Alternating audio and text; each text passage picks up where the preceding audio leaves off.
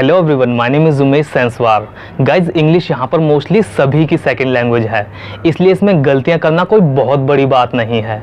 लेकिन उन गलतियों पर वर्क करना बहुत ज़रूरी है ताकि उन गलतियों को ठीक किया जा सके, उन गलतियों से सीखा जा सके। तो आज की इस वीडियो में हम बात करने वाले हैं 6 ऐसी कॉमन इंग्लिश मिस्टेक्स के बारे में जिन्हें अच्छी खासी इंग्लिश बोलने वाले लोग भी कर बैठते हैं। अगर आप ये गलतियां नहीं करते हैं तो कॉन्ग्रेचुलेशंस।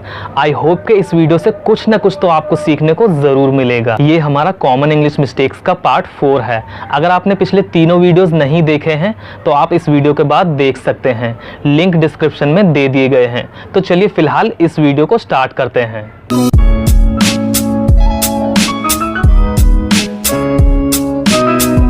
काफ़ी लोग इंग्लिश में बोलते हैं give me a coffee, give me a T, give me a water. ये तीनों ही सेंटेंस गलत हैं। हिंदी में लोग बोलते हैं मुझे एक चाय दे दो, मुझे एक कॉफ़ी दे दो, इसलिए लोग इंग्लिश में सेम ट्रांसलेशन करके बोल देते हैं, जिसकी वजह से सेंटेंस गलत हो जाता है।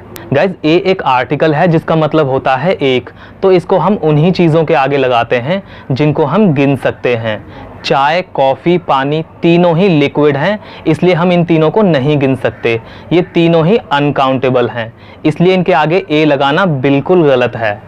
कप या ग्लास को गिना जा सकता है, ये दोनों ही काउंटेबल होते हैं, इसलिए कप या ग्लास के शुरू में हम ए लगा सकते हैं। तो हमारे सही सेंटेंस होंगे give me a cup of coffee, give me a cup of T, give me a glass of water. Guys, sentence हमारा कोई भी हो, हमें बस इतना ध्यान रखना है कि चाय, कॉफ़ी, वाटर या जो भी अनकाउंटेबल चीज़ें हैं उनके आगे हमें आर्टिकल ए या एन का यूज़ नहीं करना है। नाउअडेज का मतलब होता है आजकल या फिर इन दिनों। काफ़ी लोग इसको इस तरह से टुकड़ों में लिखते हैं, जो कि गलत है। अगर इसको सेंटेंस में इस तरह से 3 हिस्सों में लिखा जाएगा तो हमारा सेंटेंस गलत हो जाएगा। ये अक्सर कॉम्पिटिटिव एग्जाम्स में भी पूछा जाता है, जिसकी वजह से कैंडिडेट्स कंफ्यूज हो जाते हैं। गाइज, ये एक ही वर्ड है, इसलिए इसको एक साथ लिखना होता है, नाउअडेज। और अगर इसको बोलना हो तब भी इसे एक साथ ही बोलना होता है, नाउअडेज। अगर हम इसको नाउ अ डेज बोलेंगे तो ये गलत प्रोनाउंसिएशन हो जाएगी। आइए इसके कुछ एग्जाम्पल देखते हैं। इन दिनों वो खुश है या फिर आजकल वो खुश है, नाउअडेज ही इज़ हैप्पी। आजकल तुम क्या कर रहे हो, what are you doing nowadays. Nowadays को सेंटेंस के शुरू में या फिर लास्ट में कहीं भी लगाया जा सकता है। काफ़ी लोग इंग्लिश में इस तरह के सेंटेंस बोलते हैं, जैसे कि I will meet you on next Monday, I went there on last Friday. ये दोनों ही सेंटेंस गलत हैं, क्योंकि इन दोनों सेंटेंस में हमने नेक्स्ट या फिर लास्ट वर्ड के साथ प्रेपोजिशन ऑन का यूज़ किया है। इंग्लिश में दिनों के नाम के शुरू में प्रेपोजिशन ऑन का यूज़ किया जाता है, जैसे कि on Monday, on Friday, on Sunday. यहाँ तक तो ठीक है, लेकिन अगर दिनों के नाम के शुरू में नेक्स्ट या फिर लास्ट नाम का वर्ड हो तो हमें ऑन का यूज़ नहीं करना होता। या तो हमें केवल ऑन लगाना होता है या फिर केवल नेक्स्ट और लास्ट में से कोई एक लगाना होता है। हम दोनों को एक साथ नहीं लगा सकते। तो हमारा सही सेंटेंस होगा I will meet you next Monday, I went there last Friday. काफ़ी लोग इंग्लिश में बोलते हैं I have lot of work. Actual में वो ये बोलना चाहते हैं कि उनके पास बहुत सारा काम है, लेकिन ये सेंटेंस गलत है। या तो हमें अ लॉट ऑफ बोलना होता है या फिर लॉट्स ऑफ बोलना होता है। इन दोनों का ही मतलब होता है बहुत सारा। हम इन दोनों में से कोई सा भी बोल सकते हैं, लेकिन लॉट ऑफ बोलना गलत है। तो हमारा सही सेंटेंस होगा आई have a lot of work या फिर I have lots of work. Never say I have lot of work. चलिए कुछ और एग्जांपल देखते हैं और इसको समझते हैं। मेरे पास बहुत सारी किताबें हैं, I have a lot of books या फिर I have lots of books.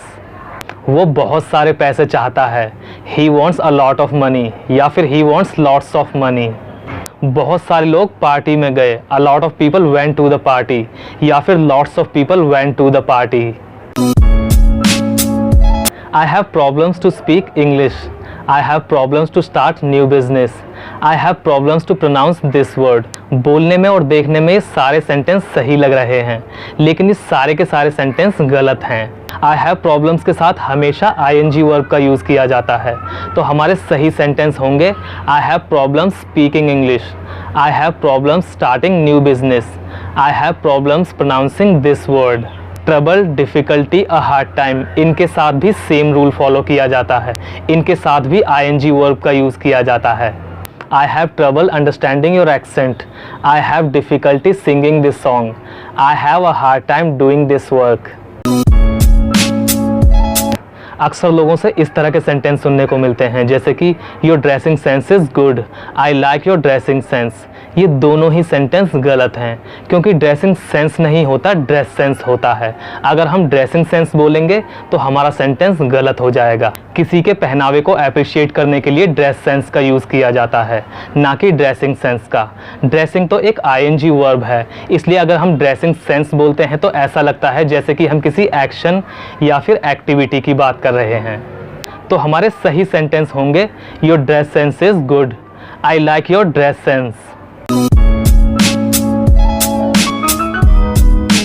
तो गाइज़, आज की इस वीडियो में बस इतना ही। आई होप कि आपको वीडियो पसंद आया होगा और कुछ ना कुछ ज़रूर सीखने को मिला होगा।